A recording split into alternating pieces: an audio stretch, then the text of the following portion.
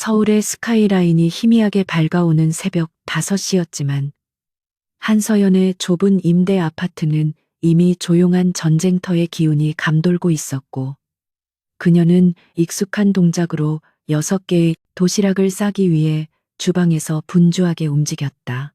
보통의 가정이라면 아이 한두 명을 깨우는 것만으로도 벅찬 아침이겠지만 서연에게는 똑같이 생긴 6명의 5살배기 아이들이 기다리고 있었기에 그녀의 아침은 남들보다 3배는 더 빠르고 치열하게 흘러가야만 했다. 낡은 프라이팬 위에서 계란말이가 노릇하게 익어가는 고소한 냄새가 좁은 거실을 채우자 거실 한 구석에 옹기종기 모여 자고 있던 6개의 작은 이불 뭉치가 꼼지락거리기 시작했는데 그 모습은 마치 겨울잠에서 깨어나는 다람쥐들처럼 귀여우면서도 한편으로는 서연의 가슴 한구석을 묵직하게 누르는 책임감의 실체이기도 했다. 그녀는 이마에 맺힌 땀을 손등으로 훔쳐내며 잠시 동작을 멈추고 아이들을 바라보았는데 그 눈빛에는 세상 그 무엇과도 바꿀 수 없는 깊은 사랑과 동시에 언제 들킬지 모른다는 불안감이 짙게 깔려 있었다. 가장 먼저 눈을 뜬 것은 첫째 도윤이었는데 아이는 잠에서 깨자마자 칭얼거리는 대신 베개 밑에 숨겨두었던 낡은 태블릿 PC를 꺼내 능숙한 손놀림으로 복잡한 코드를 입력하기 시작했다. 5살이라는 나이가 믿기지 않을 만큼 냉철하고 지적인 눈빛을 가진 도윤은 서연이 몰래 숨겨온 천재성을 가장 뚜렷하게 물려받은 아이였지만 동시에 그녀가 가장 걱정하는 아이이기도 했다. 서연은 아이가 화면에 띄운 복잡한 수식들을 보며 가슴이 철렁했지만 애써 침착한 목소리로 태블릿을 내려놓고 밥을 먹으라고 타일렀는데 도윤은 말없이 고개를 끄덕이며 화면을 껐지만 그 짧은 순간 화면에 스쳐 지나간 것은 다름 아닌 국내 최대 기업 미리네 그룹의 보안 서버로그였다. 서연은 아이들이 평범하게 자라기를 바랐지만 이 6아이들은 태어날 때부터 비범한 능력을 가지고 있었고 그것은 축복인 동시에 이들을 세상 밖으로 드러내서는 안 되는 가장 큰 이유가 되어버렸다. 서연이 6아이를 차례로 욕실로 데려가 세수를 시키고 옷을 갈아입히는 과정은 마치 잘 짜여진 군사훈련처럼 일사불란하게 진행되었지만 그 와중에도 아이들의 개성은 뚜렷하게 빛나고 있었다. 둘째인 서주는 욕실에 물방울이 떨어지는 리듬을 들으며 즉석에서 콧노래로 멜로디를 만들어내고 있었고 셋째와 넷째는 서로의 취향 맛을 비교하며 화학 성분에 대해 토론을 벌이고 있었으며 막내는 거울을 보며 벌써부터 배우 뺨치는 표정 연기를 연습하고 있었다. 이 소란스러운 풍경 속에서 서연은 아이들의 머리카락을 하나하나 빗겨주며 마음속으로 주문을 외우듯 오늘도 무사히 지나가기를 간절히 기도했다. 그녀가 아이들을 세상의 시선으로부터 철저히 숨겨온 지난 5년은 살얼음판을 걷는 것과 같았고 특히 아이들의 생물학적 아버지가 대한민국을 쥐락펴락하는 거대 재벌의 총수라는 사실은 그녀의 숨통을 조여오는 가장 큰 공포였다. 아이들을 유치원 버스에 태워 보낸 후 서연은 곧장 자신의 낡은 노트북을 펴고 재택근무를 시작했는데 그녀의 직업은 익명의 데이터 분석가로 알려져 있지만 사실은 기업들의 보안, 취약점을 찾아내는 화이트 해커 일을 하고 있었다. 그녀가 이렇게 그림자처럼 숨어 지내며 일을 하는 이유는 단 하나였는데 그것은 자신의 신분이 노출되는 순간 아이들의 존재 또한 세상에 드러날 것이라는 두려움 때문이었고 두려움의 근원은 바로 6년 전 그날 밤의 실수에 있었다. 당시 호텔 직원이었던 그녀는 우연한 사고와 오해로 인해 낯선 남자와 하룻밤을 보냈고 다음 날 아침 그 남자가 미리네 그룹의 후계자 강민혁이라는 사실을 알게 되자마자 도망치듯 그곳을 빠져나왔었다. 그 후 덜컥 찾아온 쌍둥이라는 기적은 그녀에게는 감당하기 힘든 현실이었지만 그녀는 홀로 아이들을 낳아 기르기로 결심했고 지금까지 그 약속을 지켜오고 있었다. 한편 서울의 중심부에 우뚝 솟은 미리네 타워의 최상층 집무실에서는 강민혁 회장이 차가운 눈빛으로 창밖의 도시를 내려다보고 있었는데 그의 뒤에는 수석 비서가 긴장된 표정으로 서류철을 든 채 서 있었다. 민혁은 완벽한 외모와 냉철한 두뇌 그리고 무자비한 경영 방식으로 재계의 저승사자로 불리는 인물이었지만 그에게도 남들에게 말 못할 치명적인 약점이 하나 있었다. 그것은 바로 그룹을 물려받을 후계자가 없다는 것이었는데 친인척들은 호시탐탐 그의 자리를 노리며 그가 결혼하지 않고 아이가 없다는 점을 집요하게 공격하고 있었다. 민혁은 결혼을 비즈니스의 일환으로만 생각하는 냉소적인 사람이었지만 최근 들어 원인 모를 두통과 함께 6년 전 그날 밤의 희미한 기억이 자꾸만 그를 괴롭히고 있었고 그는 무의식적으로 그때 사라진 여인을 찾고 싶다는 충동을 느끼고 있었다. 비서가 조심스럽게 보고를 시작하자 민혁은 천천히 몸을 돌려 책상으로 다가갔는데 그의 움직임 하나하나에는 맹수와 같은 위압감이 서려 있어 비서는 마른 침을 삼켜야만 했다. 비서의 보고 내용은 최근 그룹의 메인 서버에 침입하려던 흔적이 발견되었다는 것이었는데 놀랍게도 그 침입 흔적이 전문적인 해커 그룹의 소행이 아니라 서울 변두리의 한 가정집 IP 주소로 추적되었다는 것이었다. 민혁은 미간을 찌푸리며 그 허술하면서도 대담한 침입 시도에 흥미를 느꼈고 당장 그 IP 주소의 위치를 파악하여 그곳에 사는 사람이 누구인지 알아오라고 지시했다. 그는 이것이 단순히 철없는 해커의 장난일 것이라고 생각하면서도 마음 한구석에서는 이것이 자신을 오랫동안 괴롭혀온 운명의 실마리가 될지도 모른다는 예감을 지울 수가 없었다. 다시 서연의 집으로 돌아와서 저녁 시간이 되자 집안은 아이들이 돌아와 만들어내는 소음으로 다시 활기를 되찾았지만 서연은 왠지 모를 불안감에 자꾸만 창밖을 내다보게 되었다. 첫째 도윤은 엄마의 눈치를 살피며 구석에서 조용히 블록놀이를 하는 척하고 있었지만 사실 아이의 머릿속은 아침에 자신이 저지른 실수 때문에 복잡하게 돌아가고 있었다. 도윤은 엄마가 매달 월세와 생활비 때문에 힘들어하는 것을 보고 아빠라고 추정되는 사람의 회사 서버에 접속하여 돈을 조금만 옮겨오려고 시도했으나 미리네 그룹의 방화벽은 생각보다 견고했고 결국 흔적만 남긴 채 접속을 끊어야만 했다. 아이는 자신의 행동이 어떤 파장을 불러올지 정확히 알지는 못했지만 엄마의 불안한 표정을 보며 본능적으로 큰일이 벌어질 수도 있다는 것을 감지하고 있었다. 밤이 깊어지자 서연은 아이들을 모두 재우고 거실에 홀로 앉아 가계부를 정리하고 있었는데 통장 잔고는 바닥을 보이고 있었고 다음 달 월세를 낼 수 있을지조차 불투명한 상황이었다.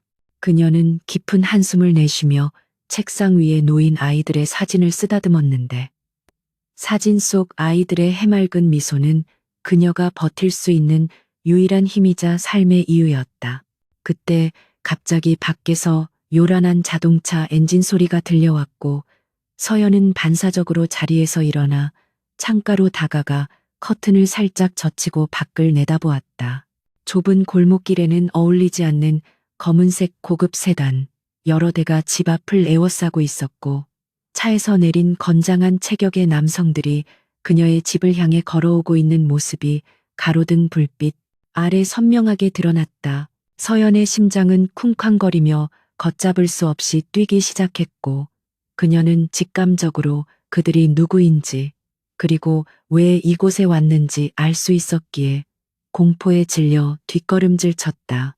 그녀는 떨리는 손으로 방문을 잠그고 자고 있는 아이들을 깨워야 할지 아니면 숨겨야 할지 고민하며 패닉 상태에 빠졌지만 이미 현관문 밖에서는 묵직한 발소리가 들려오고 있었다.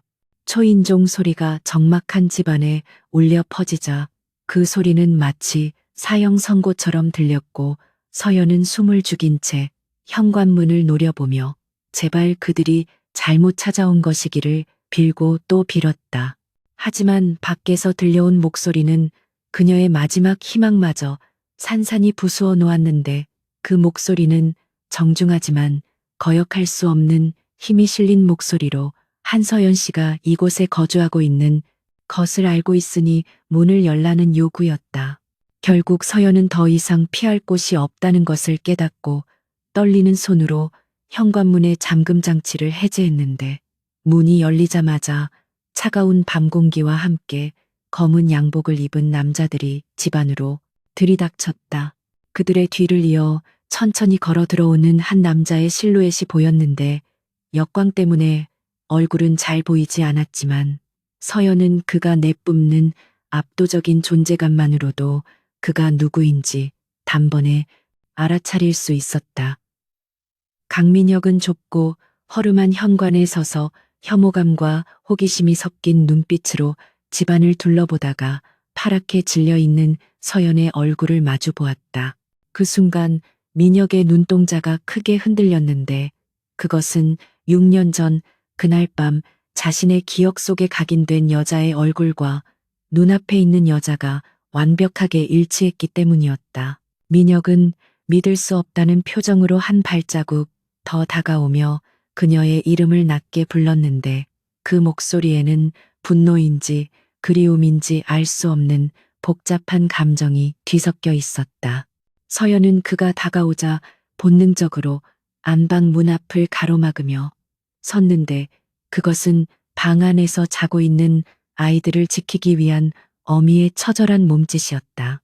민혁은 그녀의 그런 방어적인 태도에 의아함을 느끼며 시선을 그녀의 뒤쪽 닫힌 방문으로 옮겼고 예리한 직감으로 그 방 안에 무언가가 있다는 것을 눈치챘다. 그는 비서에게 눈짓을 보냈고 비서들이 서연을 제지하려 하자 서연은 거칠게 저항하며 그에게 소리쳤다. 가까이 오지 마. 당신이 여길 어떻게 알고 온 거야? 당장 나가. 서연의 절규에 가까운 외침에도 불구하고 민혁은 멈추지 않고 그녀에게 다가가 차갑게 물었는데 도대체 무엇을 숨기고 있길래 이렇게까지 과민 반응을 보이는지 확인해야겠다고 말했다. 서연은 필사적으로 그를 밀쳐내려 했지만 건장한 경호원들에 의해 양팔이 붙잡혔고 민혁은 천천히 방문 손잡이를 잡고 돌렸다. 문이 열리자 방 안의 풍경이 드러났는데 좁은 방 안에 6개의 이불이 나란히 깔려 있고 그 위에서 6명의 아이들이 서로를 꼭 끌어안고 자고 있는 모습이 민혁의 시야에 들어왔다. 민혁은 그 믿기 힘든 광경에 얼어붙은 듯 자리에 멈춰 섰고 자고 있는 아이들의 얼굴 하나하나가 자신의 어린 시절 모습과 소름 끼치도록 닮아 있다는 사실에 경악을 금치 못했다. 잠시 후 소란스러운 소리에 잠에서 깬 아이들이 하나둘씩 눈을 비비며 일어났고 낯선 사람들의 등장에 놀라 울음을 터뜨리거나 서연에게 달려가 매달리기 시작했다. 첫째, 도윤은 상황을 파악하자마자 동생들을 자신의 등 뒤로 보호하며 민혁을 날카롭게 노려보았는데 그 눈빛은 5살 아이의 것이라고는 믿기지 않을 만큼 강렬하고 적대적이었다. 민혁은 도윤의 눈빛에서 자신의 모습을 발견하고 전율을 느꼈으며 이 상황이 단순한 해킹 사건의 추적이 아니라 자신의 인생을 송두리째 뒤흔들 거대한 사건의 시작임을 직감했다. 그는 떨리는 목소리로 서연에게 이 아이들이 누구인지 물었지만 서연은 아이들을 품에 안은 채 아무런 대답도 하지 않고 그저 그를 원망스러운 눈빛으로 올려다볼 뿐이었다. 민혁은 혼란스러운 머릿속을 정리하려 했으며 비서에게 당장 친자 확인 검사를 준비하라고 지시했고 그 말에 서연은 격렬하게 반항하며 아이들을 데려갈 수 없다고 소리쳤다. 좁은 아파트는 순식간에 아수라장이 되었고 아이들의 울음소리와 어른들의 고성으로 가득 찼지만 민혁의 귀에는 아무것도 들리지 않았고 오직 눈앞에 있는 6명의 아이들만이 선명하게 보였다.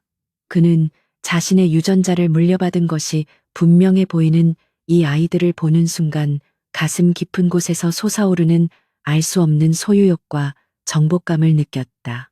이것은 단순한 부성애가 아니라 자신의 제국을 이어받을 완벽한 후계자들을 찾았다는 포식자의 본능에 가까운 감정이었다. 결국 강압적인 분위기 속에서 민혁은 서연에게 선택을 강요했는데 지금 순순히 자신을 따라와서 검사를 받을 것인지 아니면 공권력을 동원해 아이들과 강제로 격리될 것인지를 결정하라고 했다. 서연은 분노로 입술을 깨물었지만 공포에 떨고 있는 아이들을 보며 자신이 할 수 있는 선택이 없다는 것을 뼈저리게 깨달았다. 그녀는 눈물을 머금고 아이들을 달래며 옷을 챙겨 입혔고 민혁은 그 모습을 지켜보며 묘한 승리감과 함께 가슴 한편이 아려오는 통증을 느꼈다.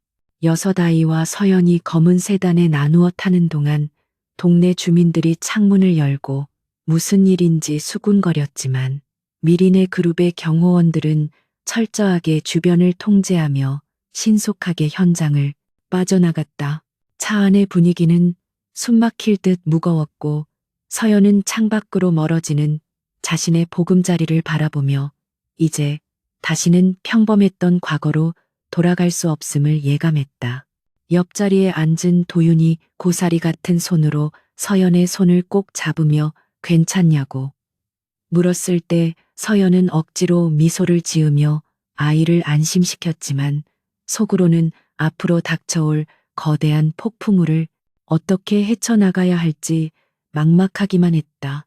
앞 좌석에 앉은 민혁은 백미러를 통해 뒷좌석의 서연과 아이들을 힐끔거리며 비서에게 전화를 걸어 내일 당장 변호인단을 소집하고 언론을 통제할 것을 지시했다. 그는 오늘 밤이 지나면 자신의 인생뿐만 아니라 대한민국 재계의 판도가 뒤집힐 것임을 알고 있었고 그 중심에 자신이 잃어버렸던 퍼즐 조각들이 있음을 확신했다. 자동차가 서울의 화려한 야경을 가로지르며 미린의 그룹 소유의 프라이빗 메디컬 센터로 향하는 동안 서연은 굳은 결심을 했다.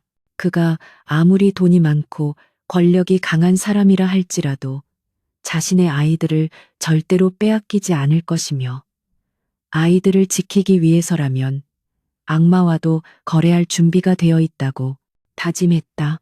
하지만 그녀는 아직 알지 못했는데 강민혁이라는 남자가 그녀에게 제시할 거래 조건이 그녀의 상상을 초월하는 잔인하고도 달콤한 유혹이 될 것이라는 사실을 말이다. 차가 병원 입구에 들어서고 거대한 철문이 닫히는 소리와 함께 그들의 운명은 이제 돌이킬 수 없는 궤도에 진입했고 서연과 6아이 그리고 강민혁의 이야기는 이제 막 서막을 올렸다. 미린의 그룹이 소유한 프라이빗 메디컬 센터의 VIP 병실은 병원이라기보다는 최고급 호텔 스위트룸에 가까운 모습이었지만 한서연에게는 그 화려함이 오히려 숨막히는 감옥처럼 느껴졌고 그녀는 불안한 눈빛으로 주위를 둘러보았다. 6아이들은 낯선 환경에 겁을 먹은 듯 서연의 주위에 바짝 붙어 있었는데 폭신한 소파와 최고급 간식들이 준비되어 있었음에도 불구하고 아이들은 아무것도 손대지 않은 채 오직 엄마의 표정만을 살피고 있었다. 서연은 아이들의 등을 토닥이며 괜찮다고 속삭였지만 그녀의 손끝은 미세하게 떨리고 있었고 문 밖에서 들려오는 발자국 소리 하나에도 심장이 철렁 내려앉는 기분을 느꼈다. 잠시 후 굳게 닫혀있던 문이 열리고 흰 가운을 입은 의사와 강민혁의 비서실장이 들어왔는데 그들의 표정은 엄숙하면서도 묘한 흥분감에 휩싸여 있어 서연은 직감적으로 검사 결과가 나왔음을 알 수 있었다. 비서실장은 서연에게 정중하게 고개를 숙이며 잠시 회장님과 독대할 시간이 필요하다고 말했고 서연은 아이들을 두고 갈 수 없다고 강하게 반발했지만 첫째 도윤이 엄마의 옷자락을 잡아당기며 자신들이 잘 있을 테니 다녀오라고 의젓하게 말했다. 도윤의 눈빛은 5살 아이답지 않게 침착했고 마치 엄마에게 걱정하지 말라는 신호를 보내는 것 같아. 서연은 마음이 아팠지만 아이들을 믿고 무거운 발걸음을 옮길 수밖에 없었다. 아이들이 머무는 방에는 전문 보육교사들과 경호원들이 배치되었고 서연은 비서실장의 안내를 받아 긴 복도를 지나 건물 최상층에 위치한 강민혁의 비밀 접견실로 향했다. 복도를 걷는 내내 그녀의 머릿속에는 수만 가지 생각이 교차했는데 그가 과연 아이들을 인정할 것인지 아니면 존재 자체를 부정하며 지워버리려 할 것인지에 대한 두려움이 가장 컸다. 접견실의 육중한 문이 열리자 드넓은 공간 중앙에 놓인 거대한 검은색 대리석 책상 뒤에 앉아있는 강민혁의 모습이 들어왔는데 그는 마치 자신의 왕좌에 앉은 제왕처럼 오만하고 차가운 아우라를 뿜어내고 있었다. 민혁의 앞에는 방금 도착한 유전자 검사 결과 보고서가 놓여 있었고 그는 서연이 들어오는 것을 보고도 자리에서 일어나지 않은 채 턱짓으로 앞의 의자를 가리키며 앉으라는 신호를 보냈다.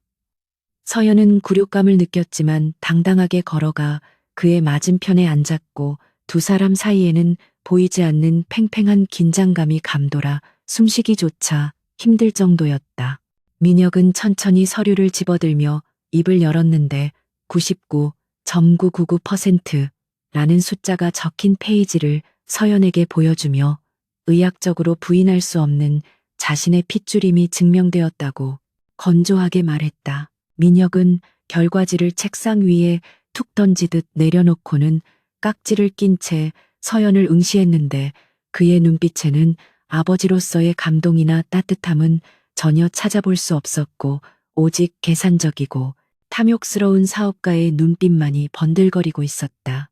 그는 서연의 뒷조사를 이미 끝냈다는 듯 그녀의 가난한 형편과 학력 그리고 경력 단절에 대해 낱낱이 읊조리기 시작했는데 그 목소리는 모욕적일 만큼 냉정하고 분석적이었다. 그는 현재 서연의 경제적 능력으로는 6명의 천재적인 아이들을 제대로 양육할 수 없으며 그것은 아이들의 재능을 썩히는 죄악이라고 몰아붙였다.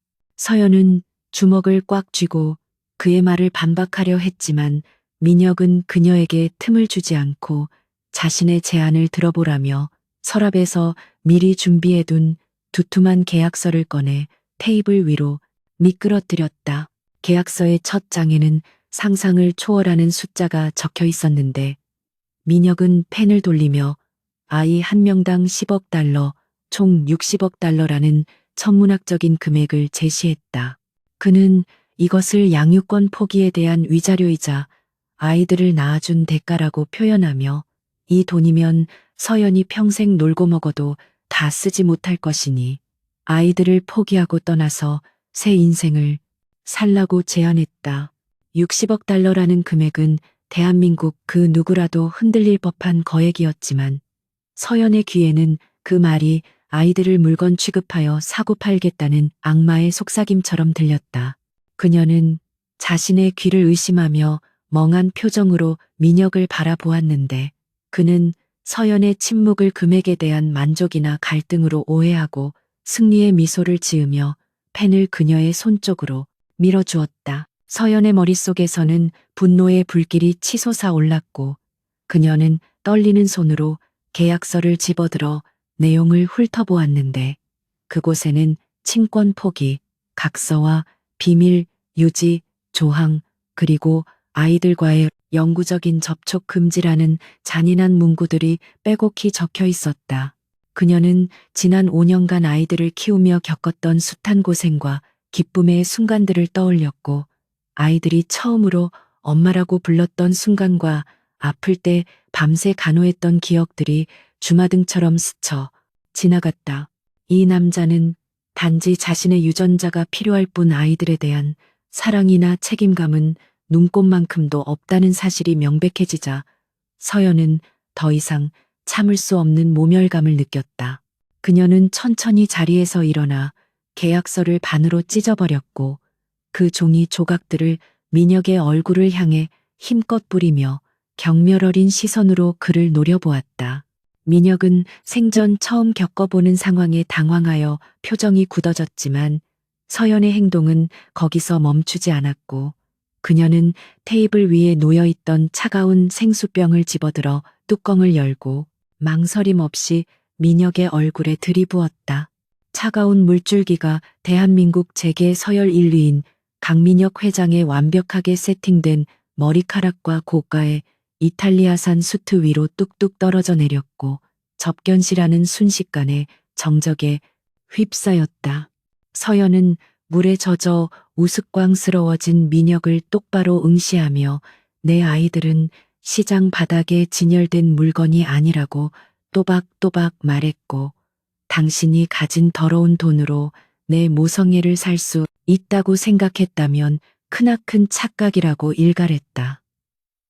그녀의 목소리는 분노로 떨리고 있었지만 그 안에는 그 어떤 억만금으로도 꺾을 수 없는 단단한 결기가 서려 있었다. 물을 뒤집어 쓴 민혁은 잠시 멍하니 있다가 천천히 손으로 얼굴에 물기를 닦아내며 믿을 수 없다는 듯 헛웃음을 터뜨렸는데 태어나서 누군가에게 이런 모욕을 당해본 것은 난생 처음이었다. 하지만 기묘하게도 그는 분노보다는 눈앞에 서 있는 이 작고 초라한 여인에게서 느껴지는 강렬한 에너지에 압도되어 심장 박동이 빨라지는 것을 느꼈다. 그는 젖은 머리카락을 쓸어 넘기며 날카로운 눈빛으로 서연을 쏘아보았는데 그녀의 눈동자 속에는 두려움 대신 죽기 살기로 덤벼들겠다는 야생동물 같은 투지가 불타오르고 있었다. 민혁은 이 여자가 결코 돈으로 매수할 수 없는 종류의 인간임을 깨달았고 동시에 정복욕이 끓어오르는 것을 느끼며 상황이 자신이 예상했던 시나리오와는 전혀 다른 방향으로 흘러가고 있음을 직감했다. 서연은 젖은 채 굳어있는 민혁을 뒤로하고 몸을 돌려 문을 향해 걸어갔지만 민혁의 낮고 위협적인 목소리가 그녀의 발목을 잡았다. 그는 협상이 결렬되었으니 이제부터는 비즈니스가 아닌 전쟁이 시작될 것이라고 경고하며 대한민국에서 강민혁을 적으로 돌리고 살아남을 수 있는 사람은 없다는 것을 명심하라고 으름장을 놓았다. 서연은 잠시 멈칫했지만 뒤를 돌아보지 않고 문을 열며 당신이 가진 돈과 권력이 아무리 대단해도 엄마라는 이름의 무게는 이길 수 없을 것이라고 차갑게 대꾸했다. 그녀가 문을 닫고 나가는 순간 민혁은 책상 위에 물건들을 쓸어버리며 거친 숨을 몰아쉬었고 젖은 수트에서 떨어지는 물방울 소리만이 적막한 방 안을 채웠다. 복도로 나온 서연은 다리가 풀려 주저앉을 뻔했지만 벽을 짚고 겨우 버텨내며 아이들이 있는 방으로 달려갔는데 그녀의 가슴은 터질 듯이 뛰고 있었고 머릿속은 앞으로 닥쳐올 시련에 대한 걱정으로 가득 찼다. 방으로 들어서자 6 아이들은 동시에 엄마에게 달려와 안겼고 서연은 아이들을 품에 안으며 눈물을 참으려 애썼지만 뺨을 타고 흐르는 뜨거운 눈물은 멈추지 않았다. 첫째, 도윤은 엄마의 젖은 소매와 상기된 얼굴을 보고 협상이 좋지 않게 끝났음을 눈치챘고 말없이 엄마의 등을 토닥여 주었는데 그 작은 손길이 서연에게는 세상 그 무엇보다 큰 위로가 되었다. 서연은 아이들을 데리고 당장 이곳을 빠져나가려 했지만 병원 입구에는 이미 민혁의 지시를 받은 경호원들이 2중 3중으로 배치되어 그들의 앞길을 가로막고 있었다. 그때 병실의 스피커를 통해 민혁의 목소리가 흘러나왔는데 그는 지금 당장 집으로 돌아가는 것은 허락하지 않으며 법적인 절차가 마무리될 때까지 아이들과 서연은 자신의 보호 아래 있어야 한다고 통보했다. 이것은 명백한 감금이자 협박이었지만 겉으로는 아이들의 안전과 교육을 위한다는 명분을 내세우고 있었기에 서연이 당장 경찰을 부른다 해도 거대 로펌을 끼고 있는 민혁을 이기기는 불가능에 가까웠다. 서연은 분통을 터뜨리며 문을 두드렸지만 굳게 닫힌 문은 열리지 않았고 아이들은 겁에 질려 엄마의 치마폭 속으로 파고들었다. 결국 서연은 오늘 밤은 이곳에서 벗어날 수 없음을 인정하고 아이들을 진정시키며 기회를 엿보기로 했는데 그녀의 머릿속에서는 이미 탈출을 위한 그리고 아이들을 지키기 위한 새로운 계획들이 수립되고 있었다. 밤이 깊어지자 아이들은 지쳐 잠이 들었고 서연은 잠들지 못한 채 창가에 앉아 서울의 야경을 내려다보며 생각에 잠겼는데 저 화려한 불빛 아래 어딘가에 자신들을 도와줄 조력자가 있을지 고민했다. 한편 자신의 집무실로 돌아간 민혁 역시 젖은 옷을 갈아입고 와인잔을 기울이며 모니터 화면을 통해 잠든 아이들과 서연의 모습을 지켜보고 있었다. 그는 서연이 보여준 의외의 반격에 당혹감을 느끼면서도 한편으로는 그녀에 대한 흥미가 더욱 깊어지는 것을 부인할 수 없었다.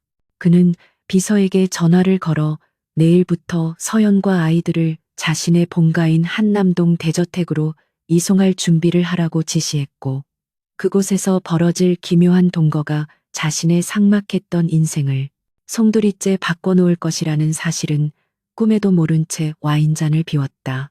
다음 날 아침 해가 뜨기도 전에 경호원들이 들이닥쳐 이동 준비를 재촉했고 서연과 아이들은 마치 죄수처럼 검은색 벤에 태워져 어디론가 실려갔는데 창밖 풍경은 점점 도심을 벗어나 부유층들이 모여 사는 한적한 주택가로 변해갔다.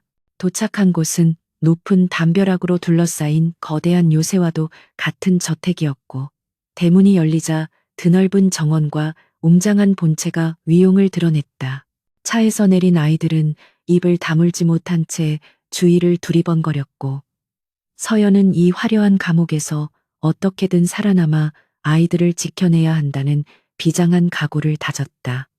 현관 앞에는 집사와 메이드들이 도열해 있었고 그 중앙에는 강민혁이 어제와는 다른 편안한 복장으로 팔짱을 낀 채 그들을 맞이하고 있었는데 그의 입가에는 사냥감을 우리 안에 가둔 포식자의 여유로운 미소가 걸려 있었다. 민혁은 아이들에게 다가와 짐짓 부드러운 목소리로 환영 인사를 건넸지만 아이들은 본능적으로 그를 경계하며 서연의 뒤로 숨었고 오직 셋째 아이만이 호기심 가득한 눈으로 민혁의 시계를 뚫어지게 쳐다보고 있었다.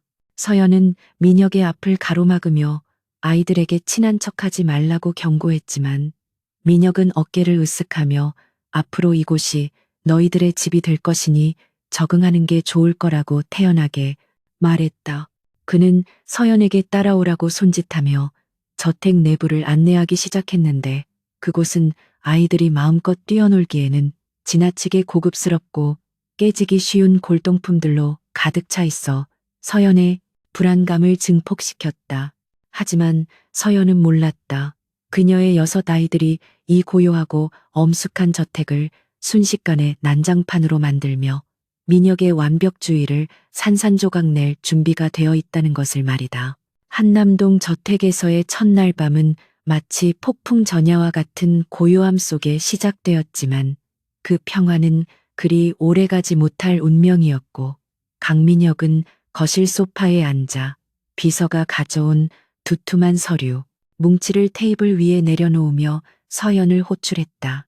그것은 근로계약서도 아니고 부동산 매매 계약서도 아닌 바로 입주생활수칙이라는 황당한 제목이 적힌 문서였는데 그 안에는 숨막힐 정도로 빽빽한 규칙들이 나열되어 있었다.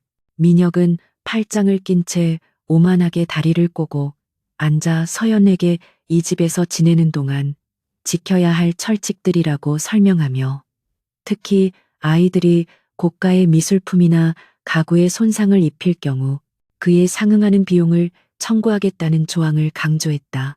서연은 기가 막힌 표정으로 문서를 훑어보았는데 거기에는 실내 정숙 유지와 지정된 구역 외 출입 금지 그리고 식사 예절 준수와 같은 5살 아이들에게는 불가능에 가까운 요구사항들이 적혀 있어 헛웃음이 나올 지경이었다. 서연은 문서를 탁자에 던지듯 내려놓으며 아이들은 로봇이 아니라고 반박했지만 민혁은 눈 하나 깜짝하지 않고 자신의 집에서는 질서와 규율이 최우선이라고 차갑게 대꾸했다. 그는 이 저택이 단순한 주거 공간이 아니라 자신의 취향과 철학이 집약된 완벽한 예술 공간임을 강조하며 만약 이 규칙들을 지키지 못할 경우 아이들의 교육을 위해 전문 훈육 교사를 고용하겠다는 협박까지 덧붙였다. 서연은 그의 말도 안 되는 완벽주의에 치를 떨며 당신은 아이를 키워본 적이 없어서 그런 소리를 하는 것이라고 맞받아쳤지만 민혁은 들은 채도 하지 않고 자신의 서재로 들어가 버렸다.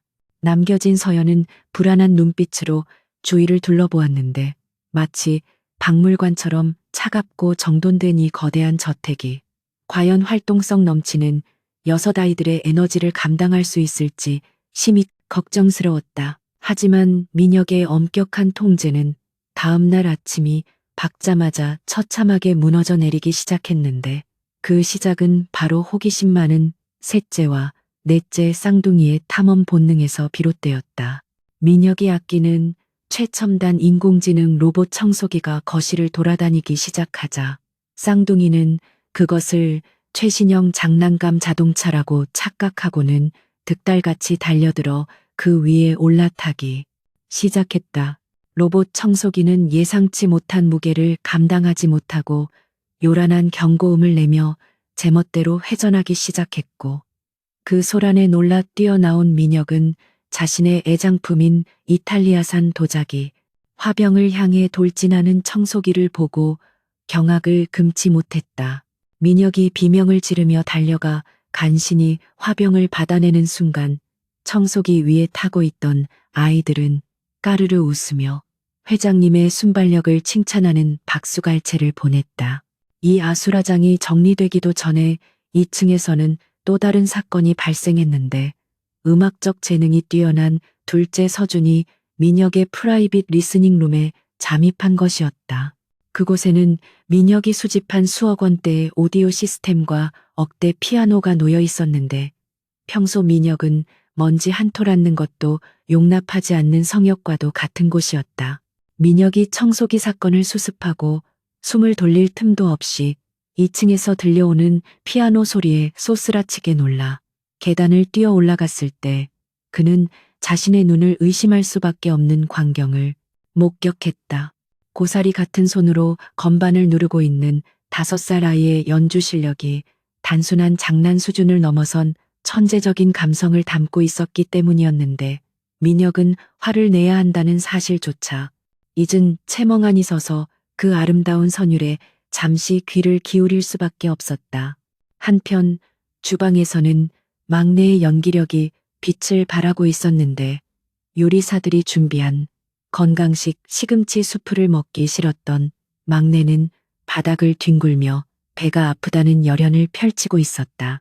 베테랑 셰프들과 메이드들은 아이의 리얼한 연기에 속아 넘어 안절부절 못하며 아이가 원하는 달콤한 푸딩과 케이크를 대령하느라 진땀을 빼고 있었다. 이 광경을 목격한 서연은 한숨을 쉬며 막내에게 다가가 엄한 표정으로 연기를 그만두라고 꾸짖었지만 아이는 혀를 쏙 내밀며 셰프가 몰래 쥐어준 쿠키를 입에 물고 도망가 버렸다.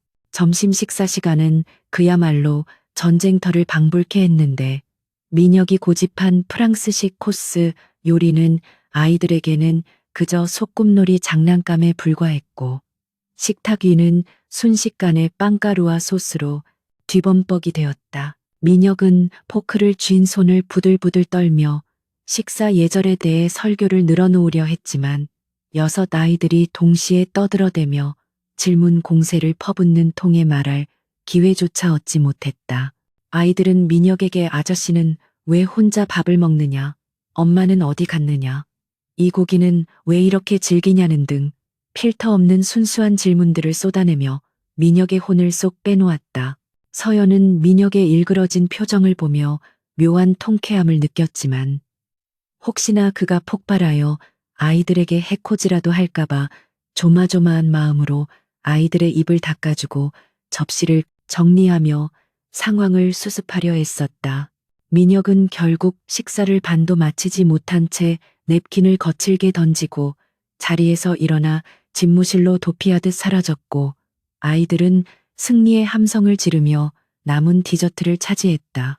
하지만 진정한 위기는 저녁에 찾아왔는데 첫째 도윤이 민혁의 저택을 통제하는 스마트 홈 시스템에 흥미를 느끼면서 발생했다. 도윤은 거실 벽에 부착된 제어 패널을 이것저것 눌러보더니 보안 코드가 너무 단순하다며 고개를 갸웃거렸고 서연이 말릴 새도 없이 자신의 태블릿을 연결해 시스템에 접속해 버렸다. 그러자 갑자기 저택의 모든 조명이 클럽처럼 화려하게 점멸하기 시작했고 거실 스피커에서는 아이들이 좋아하는 동요가로 버전으로 편곡되어 쩌렁쩌렁하게 울려 퍼지기 시작했다. 서재에서 업무를 보던 민혁은 갑자기 꺼졌다 켜지는 조명과 귀를 찢는 듯한 음악 소리에 당황하여 인터폰을 눌렀지만 시스템 오류로 인해 먹통이 된 상태였다.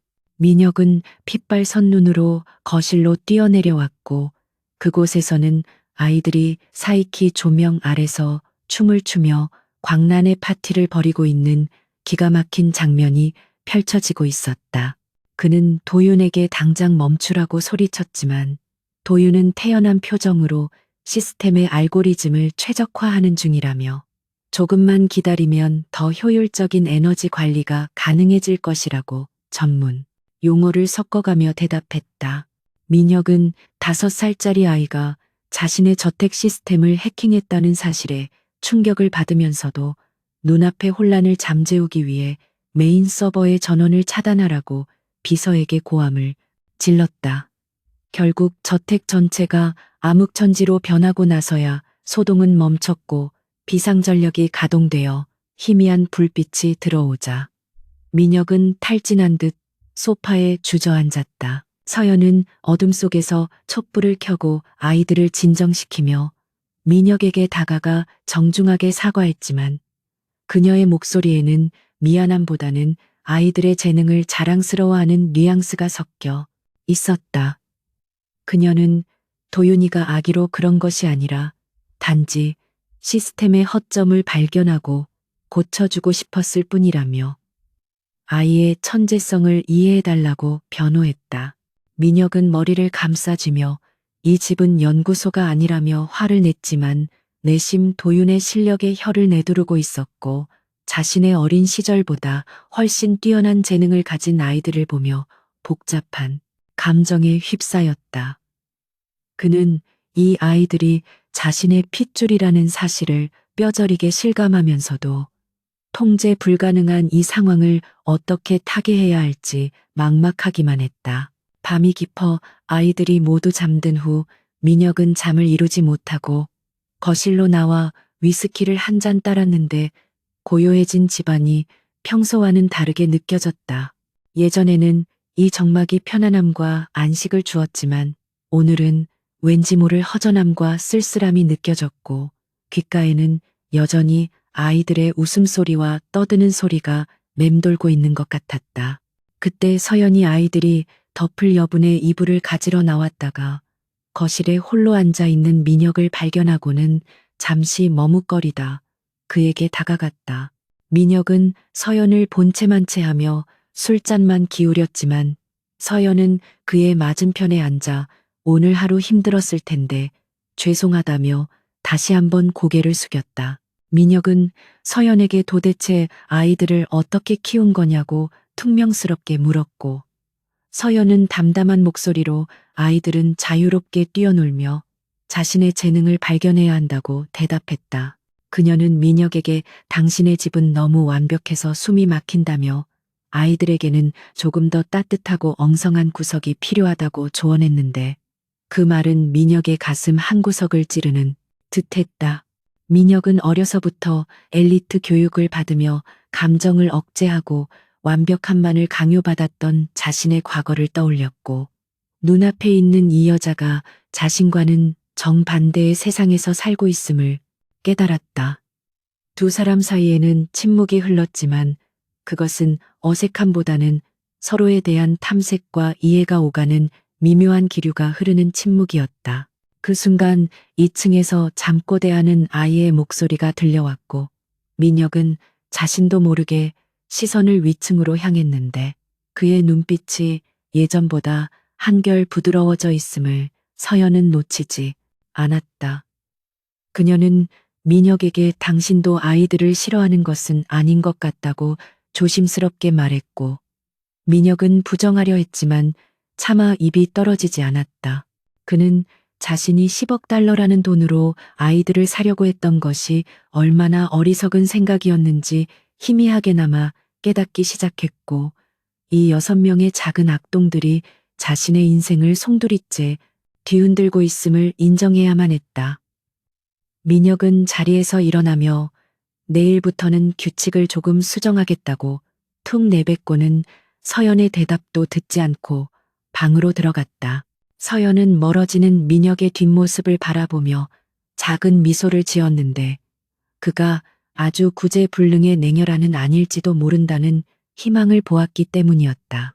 그녀는 아이들이 있는 방으로 돌아와 잠든 아이들의 얼굴을 하나하나 쓰다듬으며 아무리 힘들어도 이 아이들을 지켜내겠다고 다시 한번 다짐했다. 하지만 그들은 아직 모르고 있었는데 저택 밖에서는 또 다른 위협이 그들을 향해 다가오고 있었고 민혁의 약혼녀였던 재벌가 딸이 이 기묘한 동거 사실을 눈치채고 뒷조사를 시작했다는 사실을 말이다.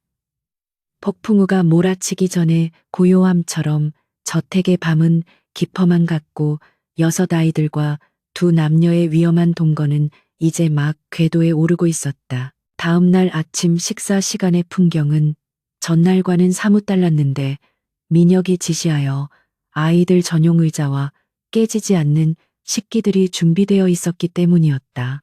요리사들은 아이들의 입맛에 맞춘 퓨전 요리를 내왔고 아이들은 환호성을 지르며 식탁에 둘러앉았는데 민혁은 여전히 무표정했지만 아이들이 먹는 모습을 곁눈질로 살피고 있었다.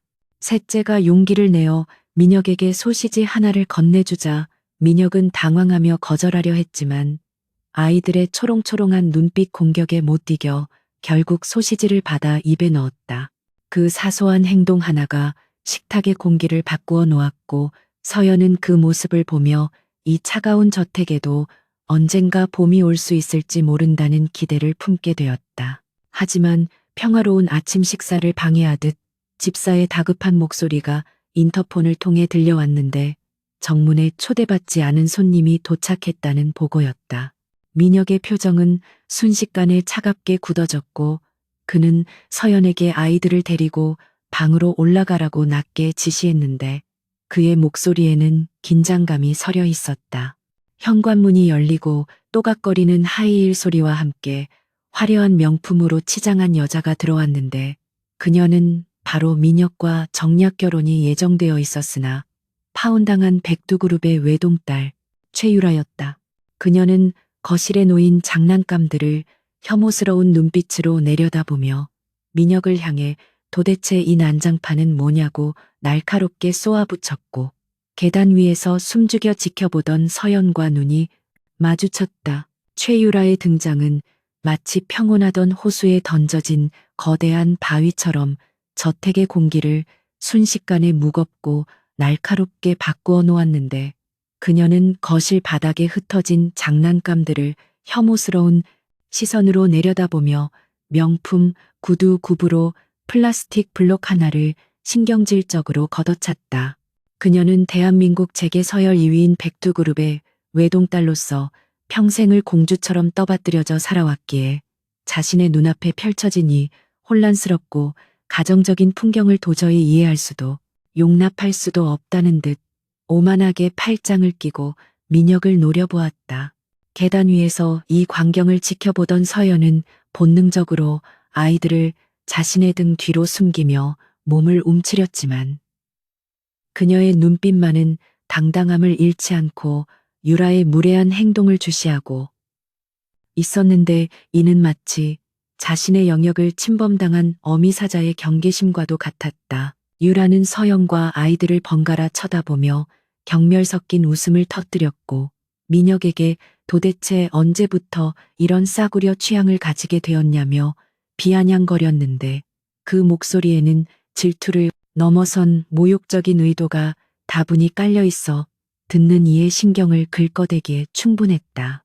민혁은 유라의 도발에도 동요하지 않고 천천히 그녀에게 다가가 차갑게 가라앉은 목소리로 당장 내 집에서 나가라고 명령했는데 그 태도는 마치 귀찮은 벌레를 쫓아내는 듯한 무심함과 냉혹함이 서려 있었다. 그는 유라에게 우리가 정략적으로 얽혀있던 관계는 이미 끝났으며 자신의 사생활에 간섭할 권리는 당신에게 없음을 분명히 했는데 그 단호한 태도에 유라는 자존심에 큰 상처를 입고 얼굴이 불그락푸르락해졌다.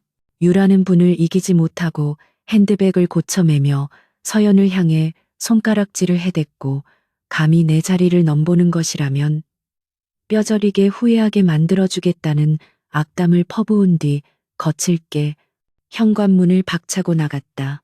폭풍처럼 몰아쳤던 유라가 사라지고 난 뒤 거실에는 다시 정적이 찾아왔지만 그 정적은 이전과는 다른 종류의 무거움과 서글픔을 담고 있었고 민혁은 한참 동안 닫힌 문을 응시하다가 깊은 한숨을 내쉬며 고개를 떨구었다.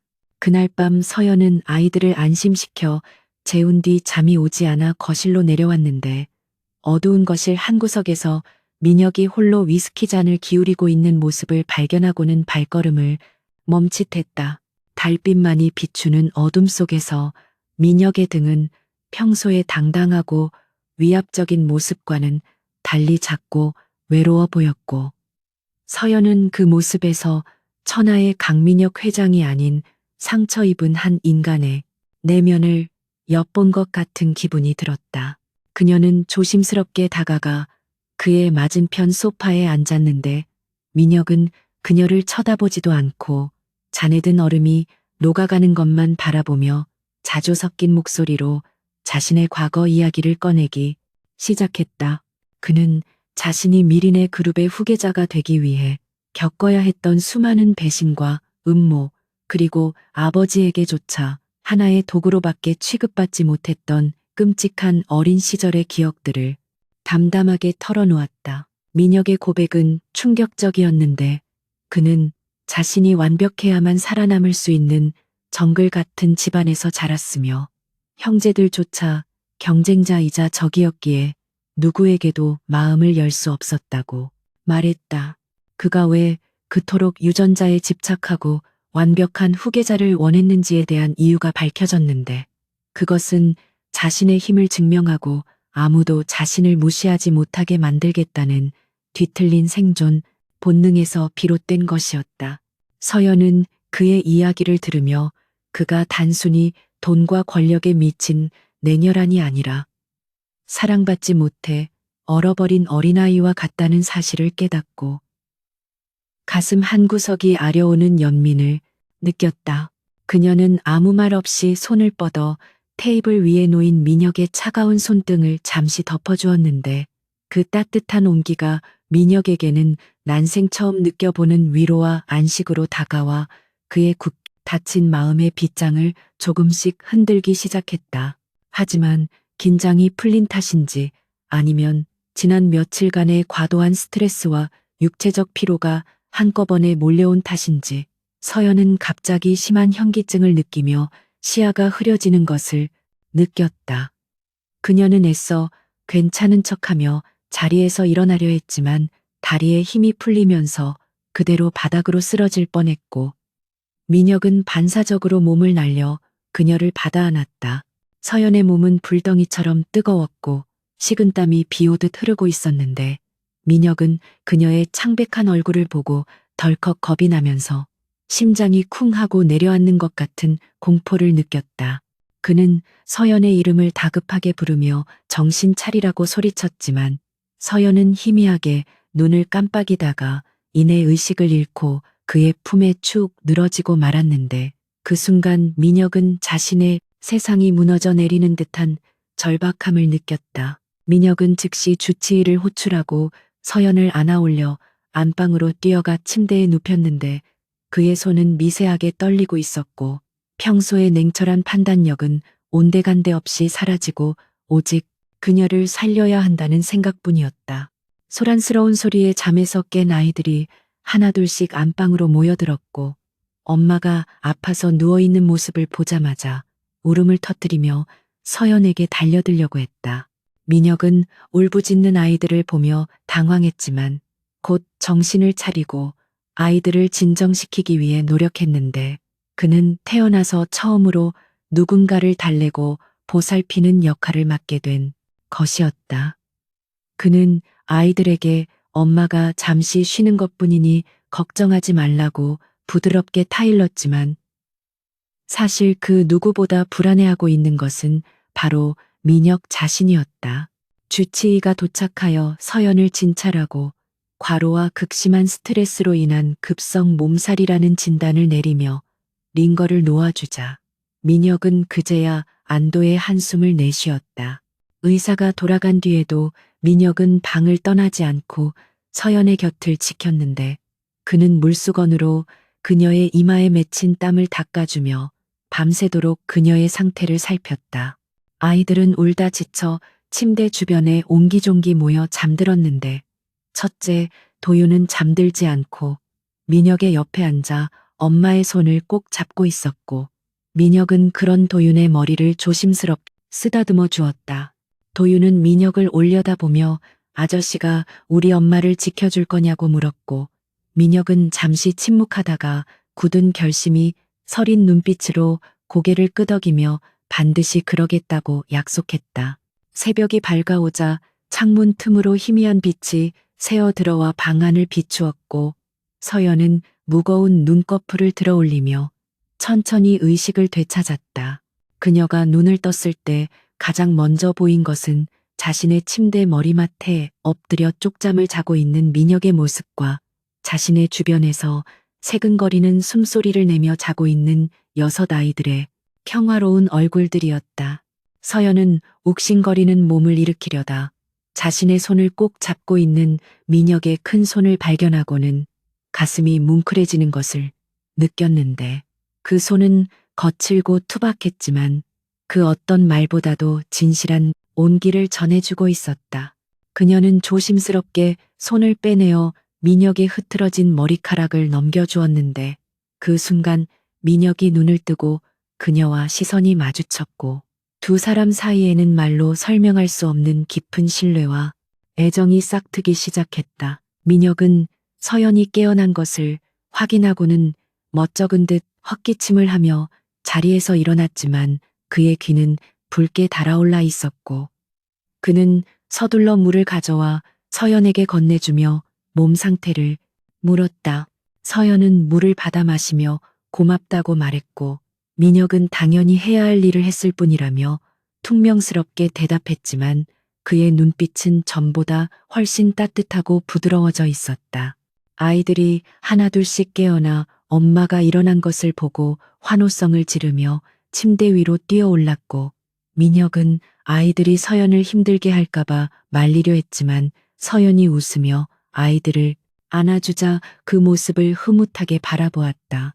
그 순간 셋째 아이가 민혁의 바짓단을 잡으며 배고프다고 밥을 달라고 졸랐고 민혁은 자연스럽게 아이를 번쩍 안아 올리며 아침을 먹으러 가자고 말했다. 주방으로 내려온 민혁은 셰프들에게 아이들이 좋아하는 메뉴를 지시하고 직접 서툰 솜씨로 아이들의 우유를 챙겨주었는데 그 모습은 더 이상 차가운 재벌 회장이 아니라 영락없는 다둥이 아빠의 모습이었다. 서연은 식탁에 앉아 그 광경을 지켜보며 이 남자가 정말 자신이 알던 그 냉혹한 사람이 맞나 싶을 정도로 놀라워했고 동시에 이 행복이 영원히 지속되었으면 좋겠다는 간절한 소망을 품게 되었다. 민혁 역시 아이들과 북적거리며 식사를 하는 이 시간이 자신의 텅 빈 인생을 채워주는 가장 소중한 순간임을 깨달았고 이제는 10억 달러가 아니라 자신의 모든 것을 바쳐서라도 가족을 지키고 싶다는 생각을 하게 되었다.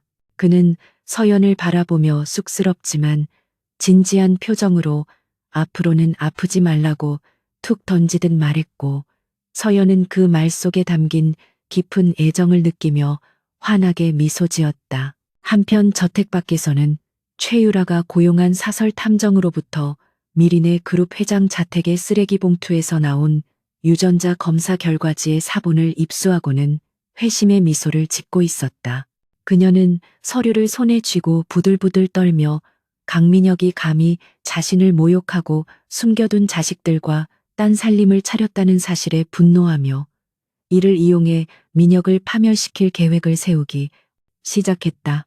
유라는 백두그룹의 정보망을 총동원하여 언론사 국장들과 접촉했고 곧 대한민국을 뒤흔들 거대한 스캔들을 터뜨릴 준비를 마쳤는데 이는 민혁과 서연의 행복을 송두리째 앗아갈 강력한 폭탄이었다. 민혁은 아직 이 사실을 모른 채 아이들과 서연의 웃음소리에 취해 있었지만 먹구름은 이미 그들의 머리 위로 빠르게 몰려오고 있었다. 그날 오후 민혁은 서연에게 정식으로 데이트 신청을 하듯 정원을 산책하자고 제안했고 두 사람은 아이들이 낮잠을 자는 동안 늦가을의 정취가 물씬 풍기는 정원길을 나란히 걸었다. 민혁은 서연에게 6년 전 그날 밤 자신이 그녀를 찾지 않았던 것에 대해 진심으로 사과하며 비로소 자신의 마음을 솔직하게 고백하려 했지만 갑자기 울리는 민혁의 휴대전화벨 소리가 그 분위기를 깨뜨렸다. 전화를 받은 민혁의 표정은 순식간에 굳어졌고 그는 서연을 바라보며 심각한 눈빛을 보냈는데 수화기 너머에서는 그룹 홍보실장의 다급한 목소리가 들려오고 있었다. 인터넷 포털 사이트의 메인 화면에 강민혁 회장의 혼외자 스캔들이 대서특필되었다는 보고였고 이는 평화로웠던 그들의 일상을 다시 한번 지옥으로 떨어뜨릴 서막이었다. 서연은 민혁의 굳어진 표정을 보고 불길한 예감을 느꼈고 민혁은 전화를 끊은 뒤 서연의 어깨를 잡으며 무슨 일이 있어도 내가 당신과 아이들을 보호할 테니 나를 믿으라고 강하게 말했다. 하지만 이미 저택의 대문 밖에는 수많은 기자들이 몰려들어 플래시를 터뜨리고 있었고 드론들이 저택 상공을 날아다니며 그들의 사생활을 훔쳐보기 시작했다. 민혁은 주먹을 꽉 쥐며 치밀어 오르는 분노를 억누르며 비서실장에게 보안팀을 증원하고 법무팀을 소집하라고 지시했고 서연은 창백해진 얼굴로 집 안으로 뛰어들어가 아이들을 확인했다. 이제 두 사람은 단순한 동거인이 아니라 외부의 거대한 적과 맞서 싸워야 하는 운명 공동체가 되었고 그들의 사랑과 가족에는 가장 혹독한 시련 앞에서 시험받게 될 것이었다. 다음 날 아침이 밝았지만 한남동 대저택의 주변은 마치 전쟁터를 방불케 하는 아수라장으로 변해 있었고 수백 명의 기자들과 유튜버들이 정문 앞을 가로막은 채 플래시를 터뜨리며 자극적인 기사거리를 찾아 하이에나처럼 으르렁거리고 있었다. 밤새 인터넷을 달군 강민혁 회장의 혼외자 스캔들은 걷잡을 수 없이 확산되어 대한민국 전체를 충격에 빠뜨렸고 각종 포털 사이트의 검색어 순위는 미린의 그룹과 한서연의 신상, 정보로 도배되어 있었다. 특히 최유라와 백두그룹이 교묘하게 조작하여 배포한 지라시에는 서연이 돈을 노리고 의도적으로 강민혁에게 접근하여 아이들을 낳았다는 악의적인 루머가 사실인 양 포장되어 돌아다니고 있었고 대중들은 서연을 희대의 꽃뱀으로 매도하며 비난의 화살을 쏘아대고 있었다. 저택 안의 공기는 무겁게 가라앉아 있었고 서연은 텔레비전과 인터넷을 모두 차단한 채 아이들이 이 끔찍한 소동을 눈치채지 못하도록 필사적으로 노력하고 있었지만 창밖에서 들려오는 소음과 어른들의 긴장된 표정까지 숨길 수는 없었다. 아이들은 평소와 다른 분위기에 잔뜩 겁을 먹고 거실 한 구석에 모여 앉아 서로의 손을 꼭 잡고 있었는데 그 중에서도 눈치 빠른 첫째 도윤은 몰래 숨겨둔 스마트폰으로 뉴스를 확인하고는 분노에 찬 눈빛으로 주먹을 부들부들 떨고 있었다. 서연은 도윤에게 다가가 스마트폰을 빼앗으며 지금은 세상의 소리에 귀를 기울일 때가 아니라고 단호하게 말했지만 아이의 눈에 고인 억울한 눈물까지 닦아줄 수는 없어 가슴이 미어지는 고통을 느꼈다.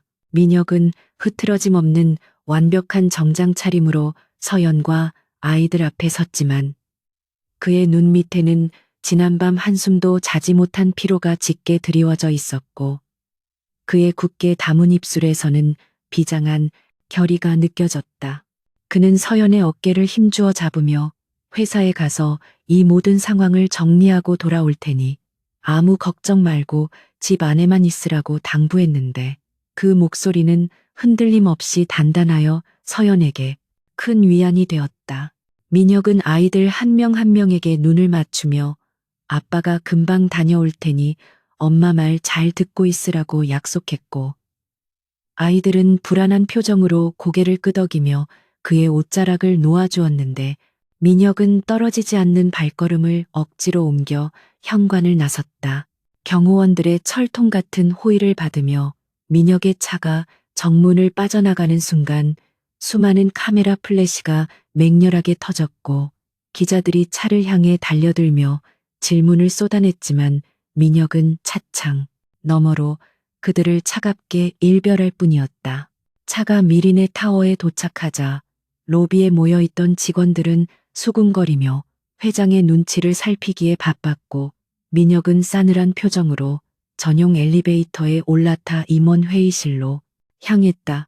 회의실 문을 열고 들어서자 미리네 그룹의 핵심 이사들과 대주주들이 이미 자리를 잡고 앉아 있었는데 그들의 표정은 하나같이 냉랭하고 적대적이어서 마치 심판대에 선 죄인을 바라보는 듯했다.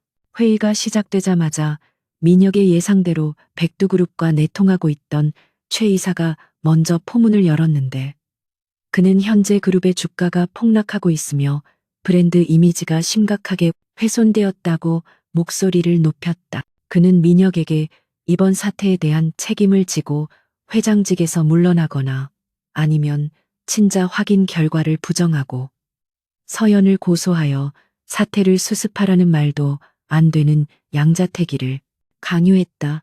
다른 이사들 역시 최 이사의 말에 동조하며 회사의 이익을 위해서는 개인적인 감정을 버려야 한다고 압박했는데 그들은 민혁의 아이들을 그저 재무제표상의 리스크로만 취급하고 있었다. 민혁은 책상을 주먹으로 강하게 내리치며 자리에서 일어났는데 그 소리가 어찌나 컸던지 회의실 안의 모든 사람들이 움찔하며 입을 다물었다.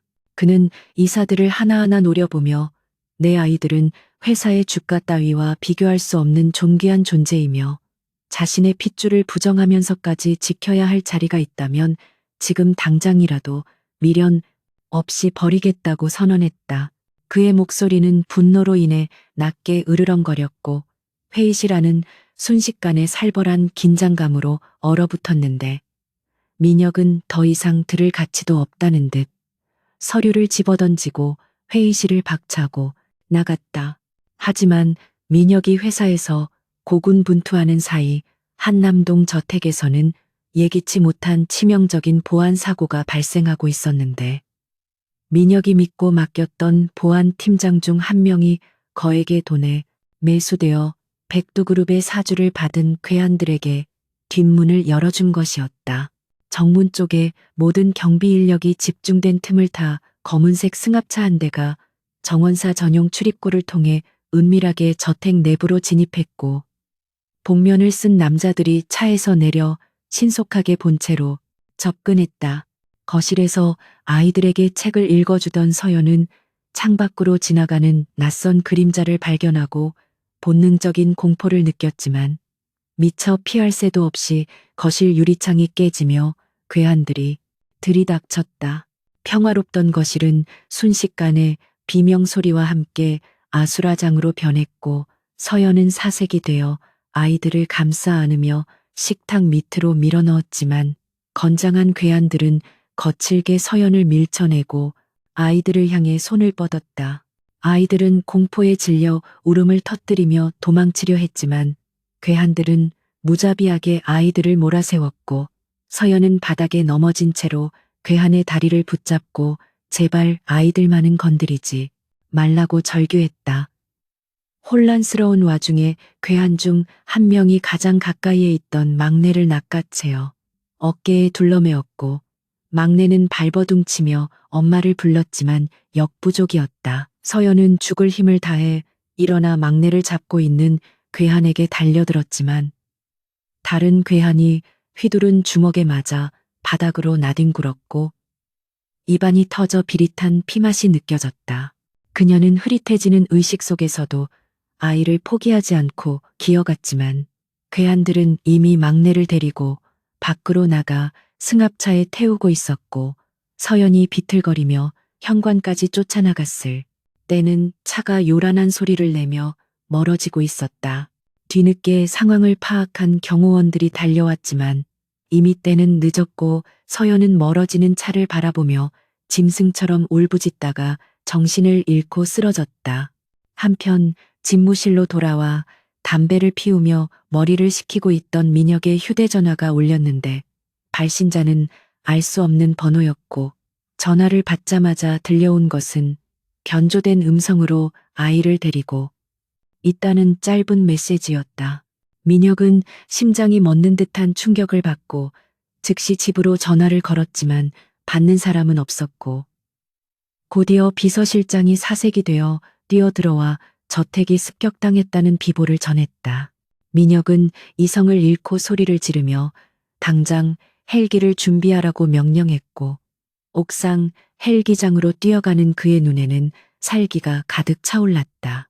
헬기가 저택 마당에 착륙하자마자 민혁은 뛰어내려 집 안으로 들어갔는데 거실은 깨진 유리, 조각과 부서진 가구들로 엉망이 되어 있었고 남겨진 5아이들은 서로 부둥켜 안고 공포에 떨고 있었다. 의식을 되찾은 서연은 넋이 나간 사람처럼 소파에 앉아 있었는데 민혁을 보자마자 달려와 그의 멱살을 잡고 울부짖으며 내 아이를 찾아내라고 소리쳤다. 민혁은 죄책감과 분노로 가슴이 찢어지는 것 같았지만 서연을 꽉 껴안으며 반드시 아이를 무사히 데려오겠다고 맹세했고 서연은 그의 품에서 힘없이 무너져 내렸다. 그때 민혁의 휴대전화로 영상 메시지 하나가 도착했는데 영상 속에는 겁에 질린 막내가 어두운 창고 구석에 묶여 울고 있는 모습이 담겨 있었고 그 옆에는 오늘 자정까지 회장직 사임서에 서명하고 공증을 받아오라는 협박 편지가 놓여 있었다. 이것은 명백히 백두그룹과 최유라가 꾸민 짓이었으며 그들은 아이의 목숨을 담보로 민혁의 모든 것을 빼앗으려 하고 있었다. 민혁은 휴대전화를 쥔 손에 피가 통하지 않을 정도로 힘을 주며 화면 속 아이의 얼굴을 눈에 새겼고 이제 더 이상 법이나 도덕 같은 것은 필요 없다는 결론을 내렸다. 민혁은 즉시 자신의 가장 은밀한 그림자 조직인 비공식 해결사들을 소집했고 첫째 도윤을 불러 태블릿을 건네주며 네 동생을 찾기 위해 네 실력이 필요하다고 말했다. 도윤은 눈물이 그렁그렁한 눈으로 민혁을 올려다보았지만 곧 입술을 굳게 다물고 태블릿을 받아들었고 민혁은 서연에게 이제부터 진짜 전쟁이 시작될 것이라고 선언했다.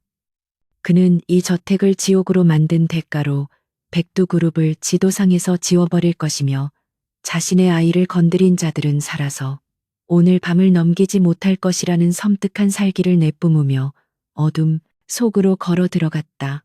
한남동 저택의 서재는 평소에 고요하고 학구적인 분위기는 온데간데 없이 사라지고 마치 전시 상황에 작전 통제실을 방불케 하는 팽팽한 긴장감만이 감돌고 있었는데 책상 위에는 수십 대의 모니터가 설치되어 어지럽게 데이터를 쏟아내고 있었다. 민혁은 재킷을 벗어던지고 와이셔츠 소매를 걷어붙인 채 초조하게 모니터를 응시하고 있었고 그 옆에는 5살배기 도윤이 작은 손으로 키보드를 부서질 듯 두드리며 납치범들이 보낸 영상의 디지털 신호를 역추적하고 있었다. 서연 역시 울음을 삼키며 도윤의 옆에서 데이터 분석을 돕고 있었는데 그녀의 눈은 붉게 충혈되어 있었지만 손놀림만은 그 어느 때보다 빠르고 정확했으며 이는 아이를 찾겠다는 일념 하나로 모성애가 공포를 집어삼킨 결과였다.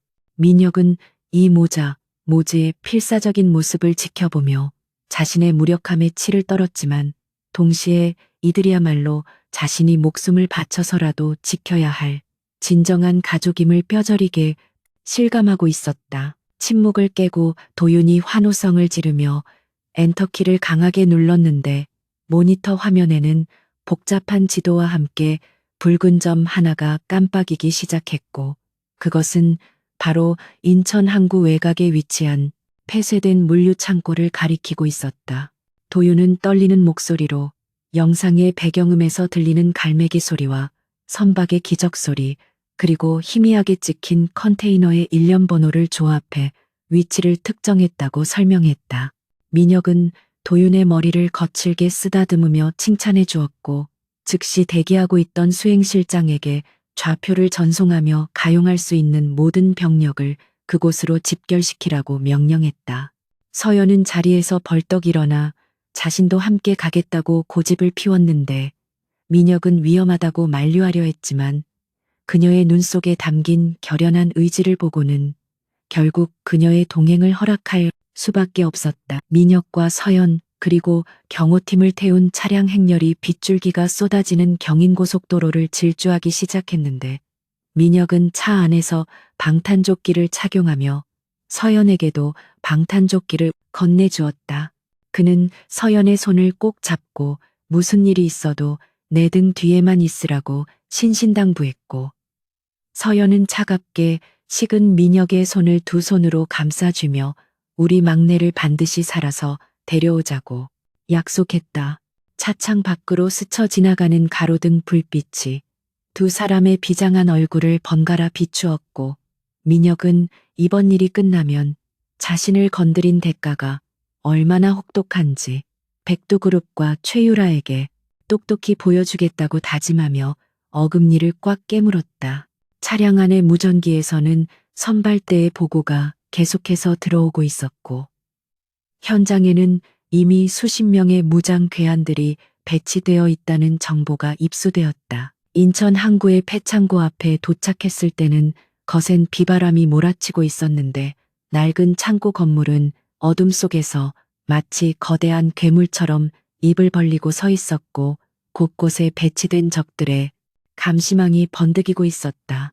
민혁은 차에서 내려 빗속에 서서 작전을 지시했는데 그의 눈빛은 더 이상 기업의 회장이 아니라 사냥터에 나선 맹수의 그것과 같았고 경호팀장에게 단 한 놈도 살려보낼 필요가 없으니 철저하게 제압하라고 차갑게 명령했다.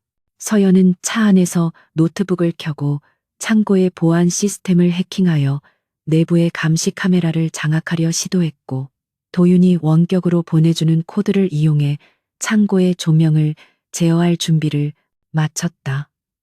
민혁이 손을 들어 공격 신호를 보내자 어둠 속에 숨어있던 미린의 그룹의 정예 요원들이 유령처럼 움직이며 외곽의 경비들을 소리 없이 쓰러뜨리기 시작했다. 창고 내부로 진입하는 과정은 신속하고 은밀하게 이루어졌는데 민혁은 선두에 서서 쇠파이프를 든 괴한을 단숨에 제압하고 그의 무전기를 탈취해 적들의 동태를 파악했다. 창고 안은 습하고 곰팡이 냄새가 진동하고 있었으며 곳곳에 쌓인 컨테이너 박스들이 미로처럼 얽혀 있어 시야를 확보하기가 어려웠다.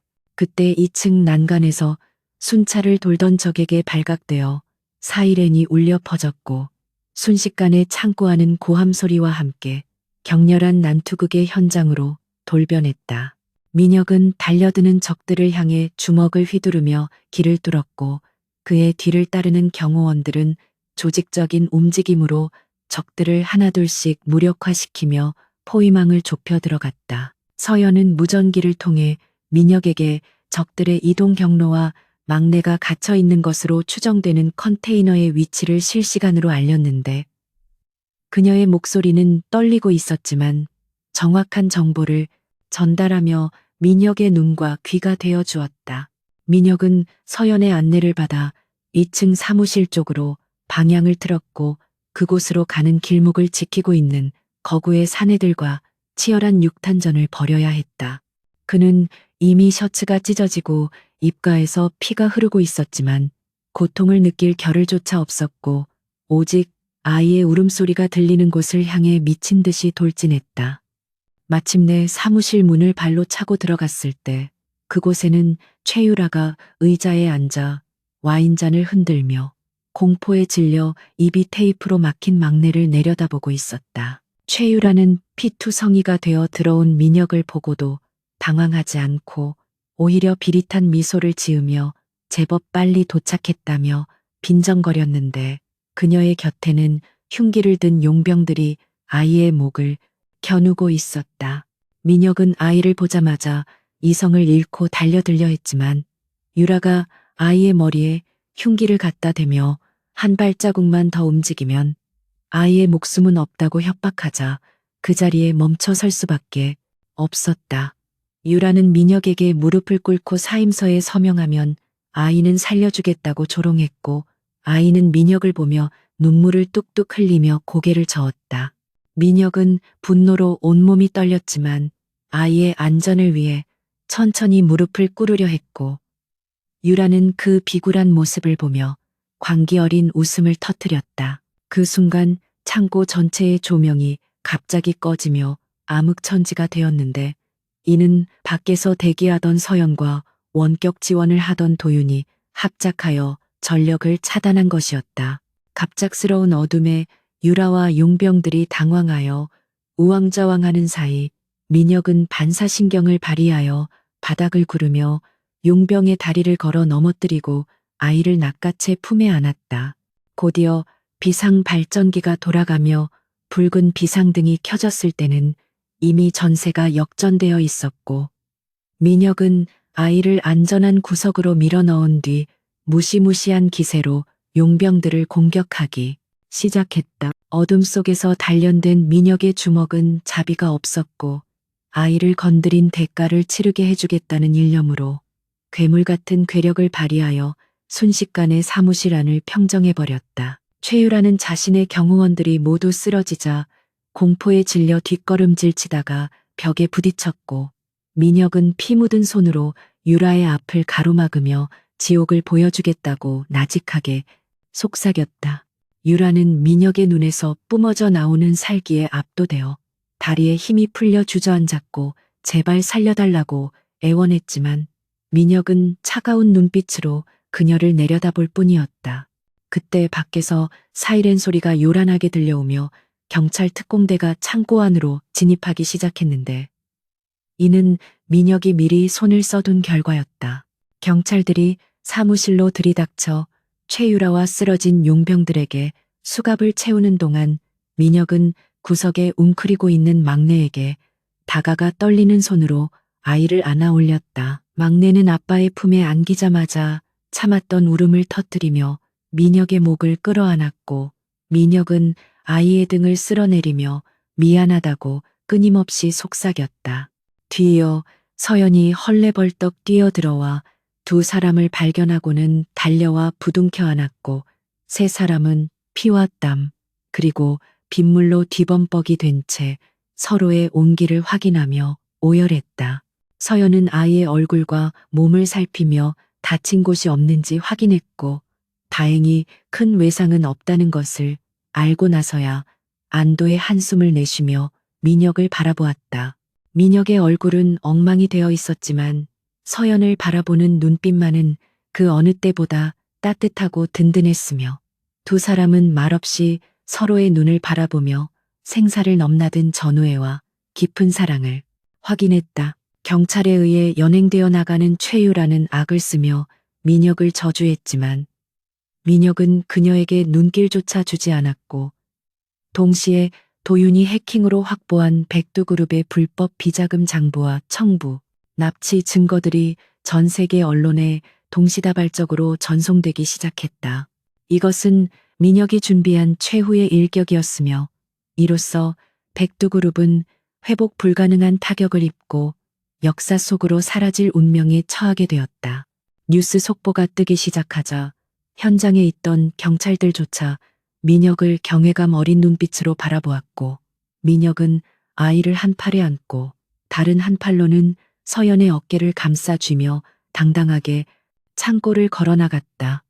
빗줄기는 잦아들고 구름 사이로 희미한 달빛이 비치기 시작했는데 그것은 마치 기나긴 악몽이 끝나고 새로운 시작을 알리는 신호와도 같았다. 집으로 돌아오는 차 안에서 막내는 민혁의 품에서 잠이 들었고 서연은 피곤에 지쳐 민혁의 어깨에 기대어 있었는데 민혁은 두 사람의 체온을 느끼며 난생 처음으로 완벽한 평온함을 맛보았다.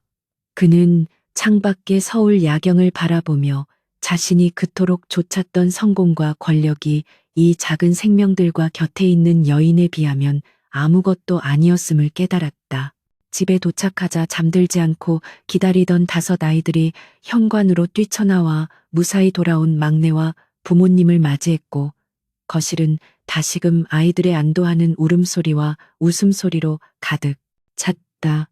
민혁은 서로 엉켜있는 여섯 아이들과 서연을 보며 이들을 위해서라면 세상 모든 것과 맞서 싸울 수 있다는 확신을 가졌고 이제 남은 것은 이 소중한 가족을 법적으로 그리고 사회적으로 완벽하게 지키는 일뿐이라고 생각했다. 다음 날 아침 대한민국은 발칵 뒤집혔는데 백두그룹 회장 일가의 구속 소식과 함께 강민혁 회장의 기자회견 예고가 발표되었기 때문이었다.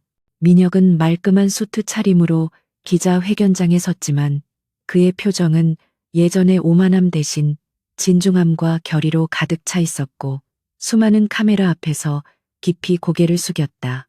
그는 자신의 과거 과오를 인정하고 여섯 아이들의 존재를 공식적으로 밝히며 한서연 씨를 자신의 아내로 맞이하겠다는 폭탄 선언을 했다. 또한 그는 아이 한 명당 10억 달러를 주겠다는 과거의 제안을 철회하고 대신 자신의 모든 재산을 사회에 환원하되 전문 경영인 체제를 도입하고 자신은 가족을 지키는 가장으로서의 삶에 충실하겠다는 충격적인 발표를 이어갔다. 기자회견장은 순식간에 아수라장이 되었지만 민혁은 개의치 않고 회견장을 빠져나갔고 대기실에서 텔레비전으로 이를 지켜보던 서연은 눈물을 흘리며 화면 속의 민혁을 어루만졌다.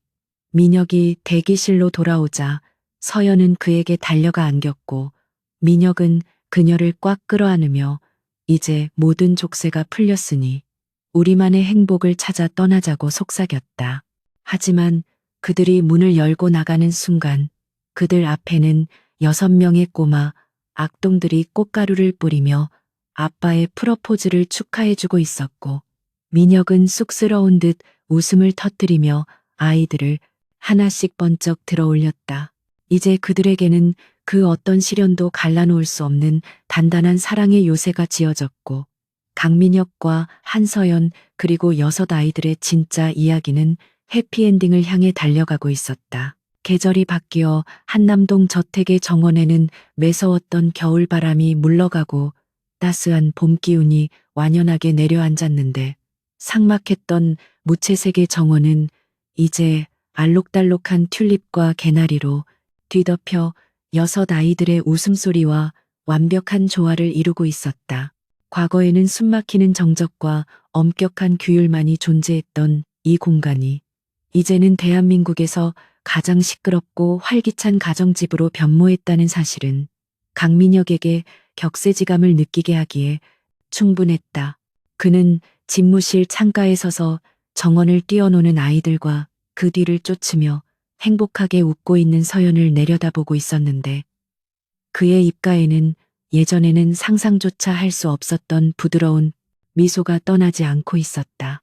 백두그룹의 몰락 이후 미린의 그룹은 뼈를 깎는 쇄신을 통해 더욱 투명하고 건강한 기업으로 거듭났고 민혁은 전문 경영인에게 실무를 위임한 뒤 약속대로 가정으로 돌아와 아이들과 함께하는 시간을 최우선으로 삼고 있었다. 민혁은 책상 서랍 깊숙한 곳에서 낡은 서류 봉투 하나를 꺼내 들었는데 그것은 바로 6개월 전 서연에게 제시했던 60억 달러짜리 양육권 포기 각서이자 자신의 오만함과 어리석음이 응축된 부끄러운 과거의 유물이었다. 그는 만년필을 들어 그 계약서 위에 굵은 X자를 그었고 종이를 천천히 찢으며 다시는 돈으로 사람의 마음을 살 수 있다고 믿었던 그 시절로 돌아가지 않겠다고 다짐했다. 그때 집무실 문이 조심스럽게 열리고 서연이 들어왔는데 그녀는 정원에서의 놀이로 인해 약간 상기된 얼굴로 민혁에게 다가와 무슨 생각을 그렇게 골똘히 하고 있느냐고 물었다. 민혁은 찢어진 종이 조각들을 쓰레기통에 쓸어 담으며 서연에게 다가가 그녀의 손을 잡고 잠시 할 말이 있으니 소파에 앉아달라고 부탁했다. 서연은 민혁의 진지한 표정에 약간 긴장하며 소파에 앉았는데 민혁은 그녀의 맞은편이 아닌 바닥에 한쪽 무릎을 꿇고 앉아 그녀를 올려다보았다. 서연이 놀라 일으켜 세우려 했지만 민혁은 고개를 저으며 품 안에서 작은 벨벳 상자를 꺼내 들었고 떨리는 손으로 상자를 열자 그 안에는 화려한 다이아몬드 대신 6개의 작은 탄생석이 밝힌 소박하지만 특별한 디자인의 반지가 빛나고 있었다. 민혁은 서연의 눈을 깊이 응시하며 과거에 당신에게 아이 한 명당 10억 달러라는 모욕적인 제안을 했던 것을 평생 속죄하며 살고 싶다고 말문을 열었다. 그는 이제 돈이 아닌 내 남은 생의 전부를 당신과 아이들에게 바치고 싶으니 부디 나와 결혼해달라고 정중하고도 간절하게 프러포즈했다. 서연의 눈시울이 붉어지며 눈물이 뺨을 타고 흘러내렸는데 그것은 지난 6년간 홀로 아이들을 키우며 겪었던 서름과 고통이 씻겨 내려가는 치유의 눈물이었다. 그녀는 말을 잇지 못하고 고개를 끄덕이며 떨리는 손을 민혁에게 내밀었고 민혁은 그녀의 손가락에 반지를 끼워주며 그 손등에 뜨거운 입맞춤을 남겼다. 그 순간 굳게 닫혀있던 집무실 문이 벌컥 열리며 6명의 아이들이 와르르 쏟아져 들어왔는데 녀석들은 문 밖에서 귀를 대고여 듣고 있다가 엄마가 승낙하는 타이밍에 맞춰 축하해주러 들어온 것이었다. 아이들은 아빠 멋쟁이라며 환호성을 지르며 민혁의 등에 올라타거나 다리에 매달렸고 서연은 눈물을 닦으며 이 사랑스러운 난장판을 행복한 표정으로 지켜보았다. 결혼식 준비는 일사천리로 진행되었는데 이번 결혼식은 재벌가의 보여주기식 행사가 아니라 가족들의 진심이 담긴 축제가 되어야 한다는 민혁의 강력한 의지가 반영되었다. 예식 장소는 그들의 추억과 현재가 공존하는 저택의 넓은 정원으로 결정되었고 하객은 정말 가까운 지인들과 친척들로만 제한하여 소박하지만 경건하게 치르기로 했다. 하지만 소박하다는 기준이 무색하게도 6 아이들은 각자의 재능을 살려 결혼식을 자신들만의 프로젝트로 만들어버렸는데 첫째, 도유는 드론을 이용한 웨딩 촬영 계획을 세웠고 둘째 서주는 축가 작곡에 몰두했으며 셋째와 넷째는 꽃 장식을 디자인하느라 정원을 휘젓고 다녔다.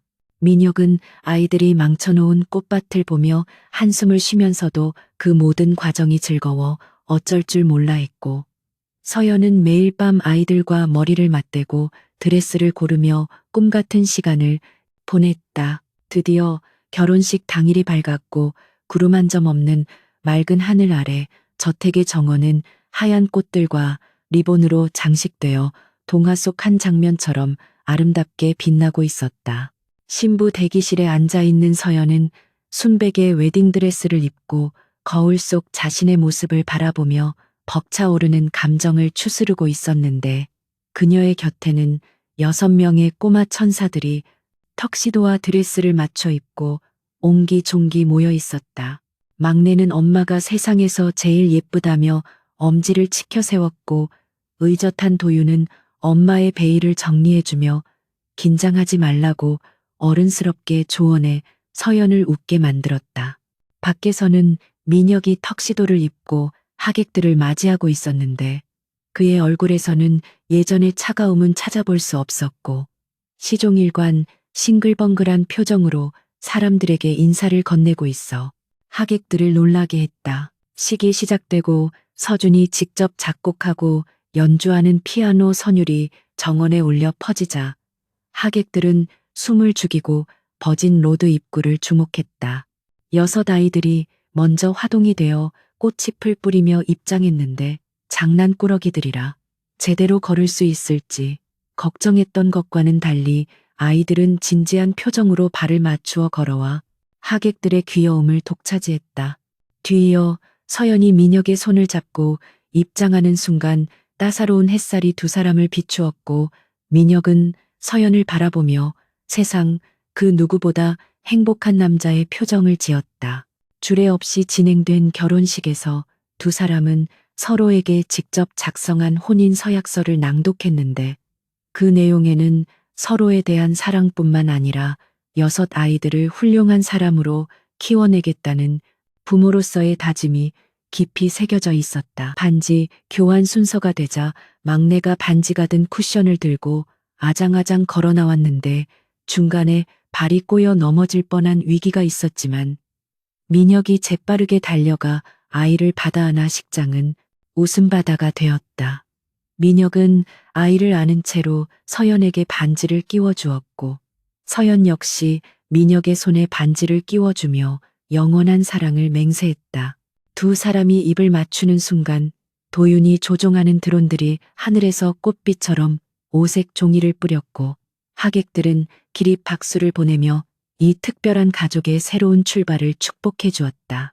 그것은 단순한 남녀의 결합을 넘어 상처받았던 영혼들이 서로를 보듬고 치유하여 마침내 하나의 온전한 세계를 이루어내는 감동적인 순간이었다. 피로연은 밤늦게까지 이어졌는데 정원 곳곳에 켜진 조명 아래서 사람들은 춤을 추고 음식을 나누며 즐거운 시간을 보냈다. 민혁은 와인잔을 들고 테라스에 서서 파티를 즐기는 사람들과 뛰어노는 아이들을 바라보며 깊은 상념에 잠겼다. 불과 1년 전만 해도 그는 이 거대한 저택에 홀로 갇혀 성공이라는 허상을 쫓으며 살고 있었지만 지금은 사랑하는 아내와 6명의 아이들이라는 대체 불가능한 보물들에 둘러싸여 있었다.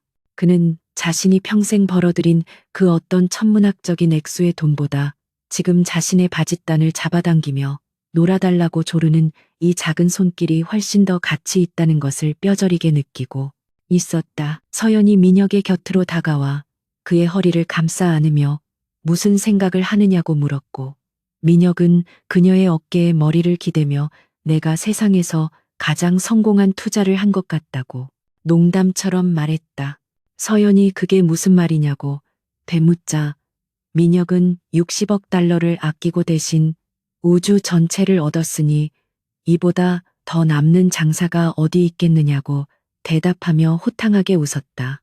서연 역시 그의 말에 동의하며 미소를 지었고 2 사람은 서로를 마주보며 깊은 키스를 나누었는데 밤하늘의 별들이 그들을 축복하듯 반짝이고 있었다. 6 아이들이 그 모습을 보고 우르르 달려와 엄마 아빠 다리 사이로 파고들며 단체 포옹을 시도했고 민혁과 서연은 아이들 속에 파묻혀 행복한 비명을 질렀다. 시간이 흘러 모두가 잠든 깊은 밤 민혁과 서연은 아이들의 방을 돌며 잠든 아이들의 이불을 덮어주었는데 6개의 침대에 나란히 누워 새근거리는 아이들의 얼굴은 세상 그 어떤 예술 작품보다 아름다웠다. 첫째, 도윤의 머리맡에는 태블릿 대신 가족 사진이 놓여 있었고 둘째, 서준은 꿈속에서도 피아노를 치는지 손가락을 까딱거리고 있었으며 막내는 인형을 꼭 끌어안고 자고 있었다. 민혁은 아이들 하나하나의 머리를 쓰다듬으며 마음속으로 기도했는데 이 아이들이 자라면서 겪게 될 세상의 풍파 속에서 자신이 든든한 방패가 되어주겠다고 다시 한번 굳 다짐했다. 그는 방문을 닫고 나오며 복도 끝에 걸린 가족 사진을 바라보았는데 사진 속 8 식구는 세상에서 가장 환한 미소를 짓고 있었다.